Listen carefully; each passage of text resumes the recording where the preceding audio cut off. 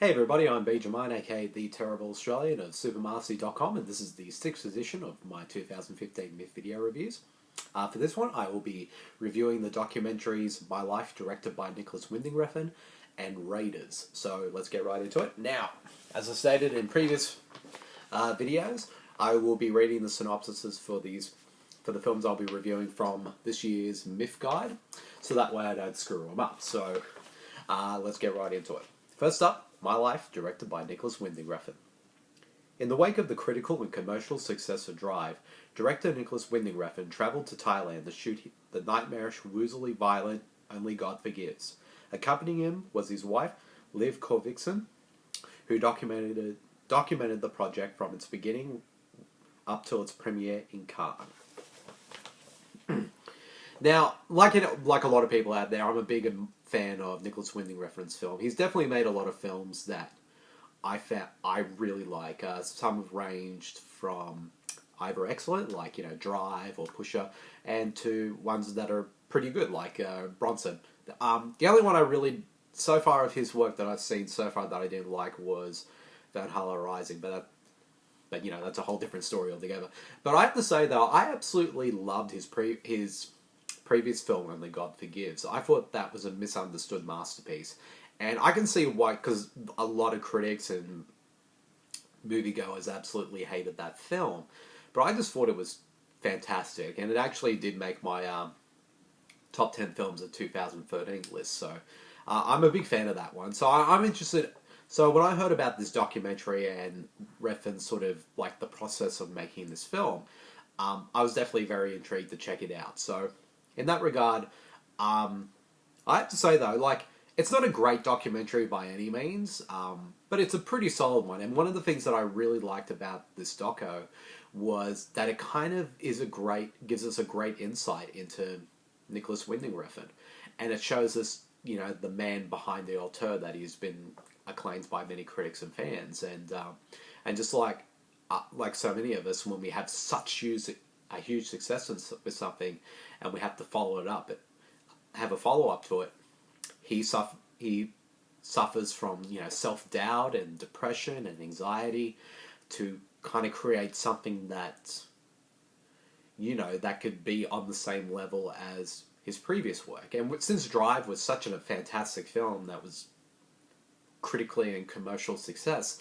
it can be pretty daunting, and you get to see that in this documentary, the process of making this film, shooting it, and how it sort of affects him as a person, and also how it affects his family life as well.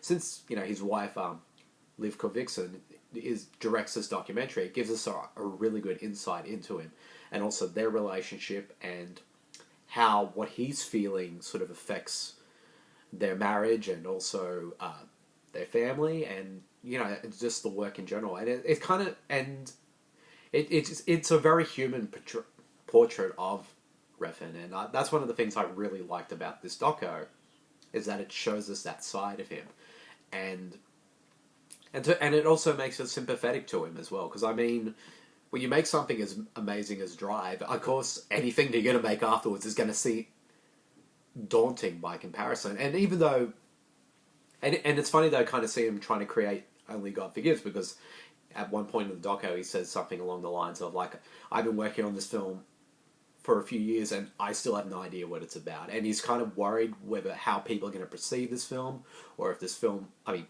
God Forgives, if it's going to make any sense to people, because the film, if you've seen Only God Forgives, it's a complete opposite of Drive in every way. While Drive's a much more sort of commercial type film, Only God Forgives is definitely a more art house film. And the only thing they have in common, of course, is Refn is the director and Ryan Gosling is the lead, and they're both crime stories, but they're very different in a lot of ways. And you get to see that sort of, like, him struggling with that, trying to create this film, and his own sort of self-doubt sort of getting the best of him at times. And I just liked how this film kind of delves into that. And also we get some pretty funny stuff in there as well. Like, Ryan Gosling pretty much steals, like, pretty much the doco. He shows up quite often in the film, and he sort of has a lot of there's some really good moments with him. And you can tell that him and Refn have a great working relationship together. I know there's a funny moment where at the beginning where Refn is trying to explain to him about how violence is kind of like sex, and you could just, and Gosling keeps having this funny look on his face that he's like, as Refn is trying to explain it to him, that it's pretty hilarious. But yeah, I mean, it's really enjoyable and like I said, an insight into a filmmaker that we all like, and how his work, you know, affects him. And the only sort of downside, I think, I kind of wish that the film did more of was sort of more of the filmmaking behind Only God Forgives, because I think that's a film that definitely had a lot of, I think would make an interesting behind the scenes look of the making of it. And even though, yes, this is a doco that's completely different, I mean, it's more about the filmmaker rather than the actual film that he's making himself. It would be great if, you know, we kind of saw a little bit more of that, but there's only so much you can do in the time frame that this film is given, because the film only goes for like 50 minutes. So there's not a lot of time to sort of explore that, though. I kind of wish in a way this doco was a bit longer. So, but for what it is, it's still a pretty solid doco. Not a great film by any means, but for what it is, it's pretty solid. And of course, you know, it has to be worth seeing just to see Alejandro Jodorowsky in there as well, who he pops up as well. So it's and he steals his scenes in the doco. So yeah, it's a really solid, really insightful doco into Nicolas Winding Refn. It could have been much better, but for what it is, it's pretty solid. So if I had to give this film a rating, I give it a solid 3 stars. Now on to the next film, which coincidentally is also about filmmaking, is the documentary Raiders. And what's this one about? Let's get right into it. In 1982, 3 11-year-olds began a shot-for-shot remake of Raiders of the Lost Ark. It took several summers, a toll on their friendship, and nearly their lives, but eventually they completed it, minus a fight scene that proved too pyrotechnic to pull off. Nevertheless, their film began the stuff of legend after director Eli Roth got wind of it in 2002. Jeremy Kuhn and Tim Soskins, I'm probably pronounced his last name wrong, so forgive me. Feel Good documentary picks up the story several years after that, when the now 40-something amateur filmmakers, grown apart with grown-up responsibilities, reunite for that final scene.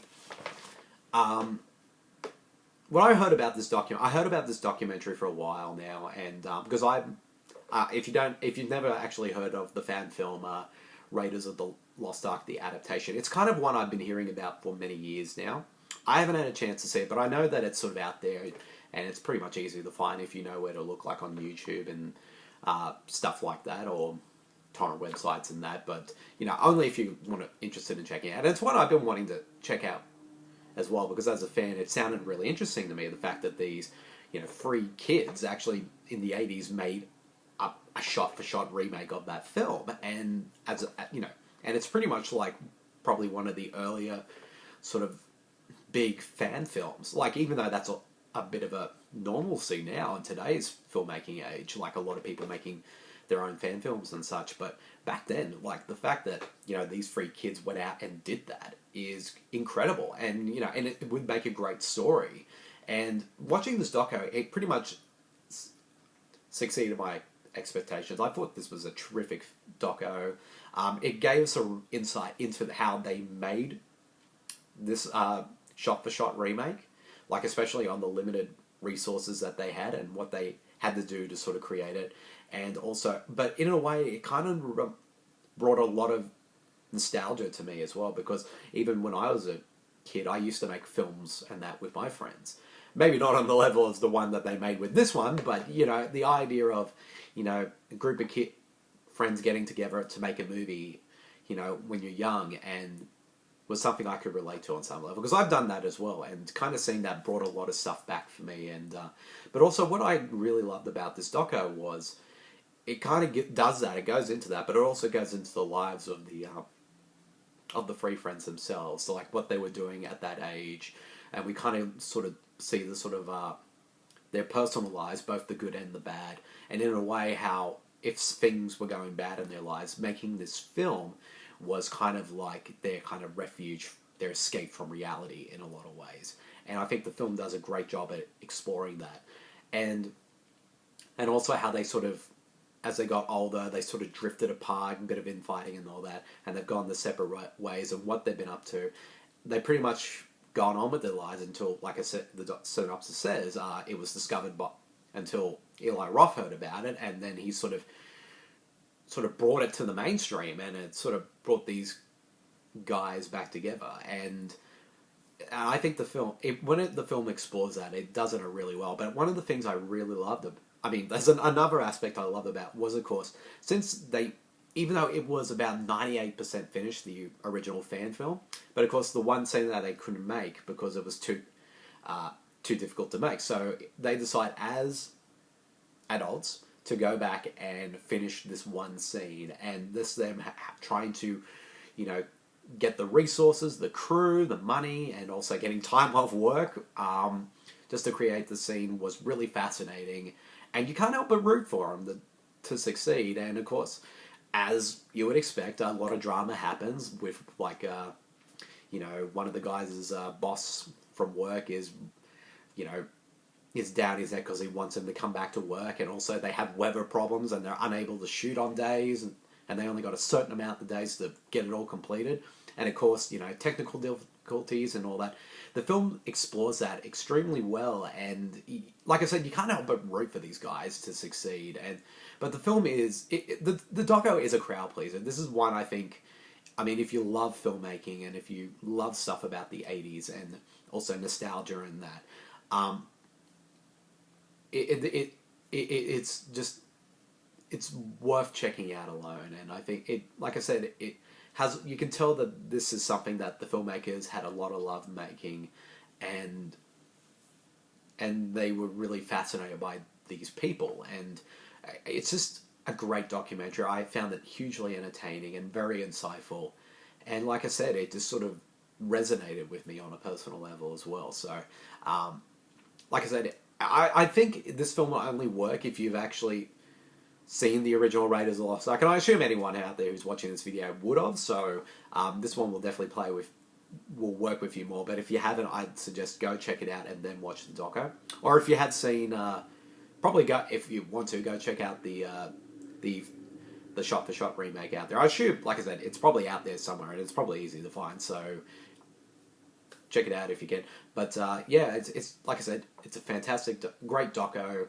Sorry, it's a really great doco, and one that I had a lot of fun with. And I, like I said, think it's one that everyone should check out. So if I had to rate this film, I'd give it 4 out of 5. So I'm not sure when it's going to be released theatrically or on video on demand, but at the moment it's doing the festival circuit, so hopefully it'll be very soon. So but once it does, definitely check it out for sure, because I highly recommend it. Yep, so that's it. That's the end of my video reviews. That's the end of my 6th edition of my MIFF video reviews. I hope you guys all enjoyed it, and keep a lookout very soon for my 7th edition, in which I'll be reviewing the very powerful documentary The Hunting Ground, and as well as the horror film The Witch. So keep a lookout for that, and I'll see you guys all later. See you, everyone. Bye.